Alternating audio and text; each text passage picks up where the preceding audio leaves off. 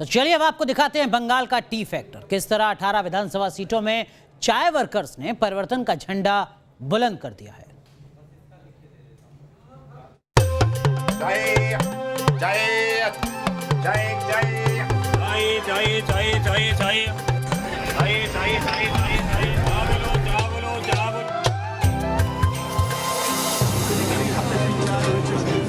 बहुत कष्ट से चलते हैं हम लोग। बगान से कुछ नहीं मिलता है हमको, तो पानी भी नहीं मिलता है। बगान खुलवाएगा उसके बाद में और बंद कर देगा, कोई गारंटी है? चाय वालों के साथ तो कांग्रेस की दुश्मनी ही, चाय का नाम सुनते ही उनका स्वाद बिगड़ जाता है। बनारस हो या बेंगलुरु, कश्मीर हो या कन्याकुमारी, हिंदुस्तान के हर कोने में चाय की एक चुस्की से ही लोगों की सुबह होती है। रेलवे स्टेशन की टी स्टॉल से लेकर यूनिवर्सिटी के टी ढाबे तक एक प्याली चाय पर सियासी चर्चा आम है। जिस चाय के एक प्याले से आपके चेहरे की रौनक बढ़ जाती है, वो चाय इन्हीं चाय बागानों से आपके किचन तक पैक होकर पहुंचती है। देश में कुल चाय उत्पादन में बंगाल और असम के चाय बागानों का हिस्सा करीब 80% है। बंगाल की बात करें तो यहाँ के 1,48,121 हेक्टेयर में चाय के बागान हैं। दार्जिलिंग, जलपाईगुड़ी, अलीपुरद्वार जिलों में चाय बागानों की भरमार है। 37,000 से ज्यादा छोटे जबकि 450 बड़े चाय उत्पादक हैं और इन चाय बागानों में करीब 4.5 लाख मजदूर काम करते हैं। यानी 3 जिलों की कुल 18 विधानसभा सीट पर इन मजदूरों का बड़ा असर है। चुनाव की तारीख आ चुकी है और हर कोई इन चाय बागान में काम करने वाले टी वर्कर्स के वोट अपने पाले में करने की कोशिश में जुटा है। इनके लिए बड़े बड़े दावे और वादे किए जा रहे हैं। ऐसे में आज बंगाल बोले की इस स्पेशल एपिसोड में हम आपको इन्हीं टी वर्कर्स के मुद्दों को इनकी जुबानी सुनाएंगे। टी वर्कर्स की परेशानी जानने के लिए हम पहुंच गए दार्जिलिंग के जिले के सिलीगुड़ी के टी गार्डन में। सिलीगुड़ी जब आप आएंगे तो सिलीगुड़ी जाना जाता है चाय के बागानों के लिए। मेरे दोनों ओर आप तस्वीरें देखिए, जहां तक आपकी नजर जाएगी हरे भरे बाग हैं, चाय के बागान हैं, लेकिन चाय के बागान में जो लोग काम करते हैं उनकी अपनी समस्याएं हैं। चाय की चर्चा होती है तो चाय पर सियासत की चर्चा होती है, लेकिन सियासत में क्या इन लोगों की जो समस्याएं हैं उनकी चर्चा होती है। आप चाय के बागान में काम कर रही हैं, पैसा वगैरह ठीक से मिलता है? नहीं मिलता है, कभी मिलता है कभी नहीं मिलता है।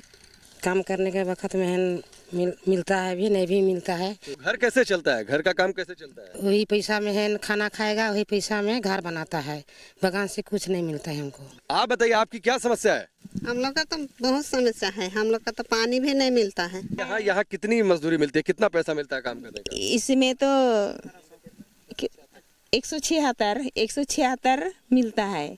सरकार क्या ठीक, हम लोग के लिए तो ठीक काम नहीं कर रहे हैं। जीवन कितना मुश्किल हो सकता है, चाय के बागानों में हरियाली के बीच दर्द कितना हो सकता है, इस बात का आपको एहसास इनकी बातों को सुनकर हुआ होगा। महीने भर में 24 दिन काम होता है, उसमें 3600 रुपये बनते हैं इनके। 3600 रुपये में इनके परिवार चलाना बहुत ही मुश्किल है। ये चाय बागानों की असलियत है, हकीकत है। मुझे लगता है इस चुनावी मौसम में इसकी भी चर्चा होनी चाहिए और सरकारों को इस पर भी सोचना चाहिए। तो सुना आपने, बड़े बड़े होटल्स या रेस्टोरेंट में जिस एक कप चाय की कीमत आप चुकाते हैं, उतनी एक दिन की भी आमदनी इन टी वर्कर्स की नहीं है। यानी हालात चिंता पैदा करने वाले हैं। एक टी वर्कर को हर दिन 176 रुपए की मजदूरी मिलती है, लेकिन इसके लिए हर रोज 25 किलो चाय की पत्तियां तोड़ने की शर्त है। अगर कम तोड़ा तो 3 रुपए प्रति किलो की दर से मजदूरी में कटौती होती है।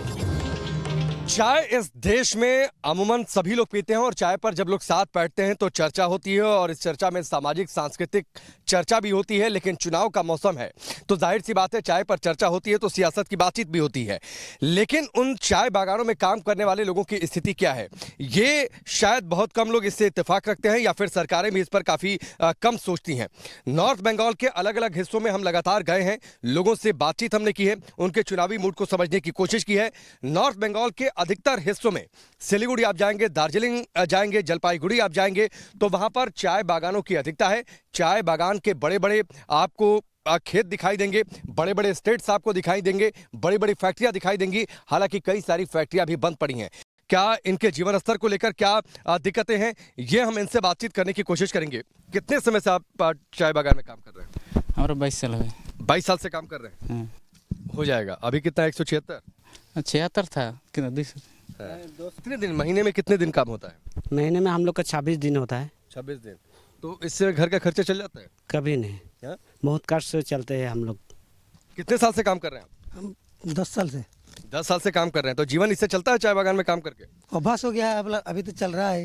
लोगों के लिए कुछ किया है सरकार ने, ये बताइए। कहाँ क्या करेंगे, बोल देते हैं तो इलेक्शन के बाद में हम कुछ कर देंगे आपके लिए बोल देते हैं, उसके बाद तो कुछ भी नहीं है। बच्चों की पढ़ाई, घर का खर्च, खाना पानी, राशन, इस सब का काम चल जाता है इस पैसे में जो यहाँ से मिलता है? नहीं सर। तो फिर कैसे चलाते हैं आप? जैसे कि घर में छोटा मोटा कोई भी व्यवसाय, हम लोग झूठ नहीं बोलेंगे, हड़िया सब बनाते हैं, ये सब बना उना के बच्चे लोग के लिए काम करना पड़ता है। और काम मेहनत करना पड़ता है।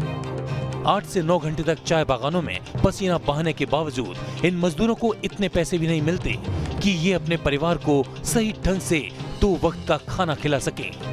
मोदी सरकार इन टी वर्कर की परेशानियों से पूरी तरह वाकिफ है और यही वजह है कि इस साल बजट में चाय मजदूरों के लिए 1000 करोड़ रुपए का विशेष प्रावधान किया गया है। चाय वर्कर्स के सामने दूसरी बड़ी परेशानी बंद हो रही टी फैक्ट्री है। ड्राइंग रूम में बैठकर चाय पीना या फिर चाय पर चर्चा करना सियासत को लेकर ये इस देश में बड़ा आम है। लेकिन क्या आप चाय पीते वक्त चाय बागान में जो मजदूर काम करते हैं उनके बारे में आप सोचते हैं? ऐसी एक टी फैक्ट्री में मौजूद है मधुर टी गार्डन, लेकिन आप देखिए इस पर ताला है। ताला है पिछले 7 सालों से, यानी जो लोग इसमें काम करते थे वो बेरोजगार हैं। सरकार उन्हें मुआवजा जरूर देती है, लेकिन जब वो ये पूछते हैं कि आखिरकार चाय बागान कब से शुरू होंगे, टी फैक्ट्रियां कब से ऑपरेट करना शुरू करेंगी, उनके पास, सरकार के पास या फिर नेताओं के पास इसको लेकर कोई ठोस जवाब नहीं होता है।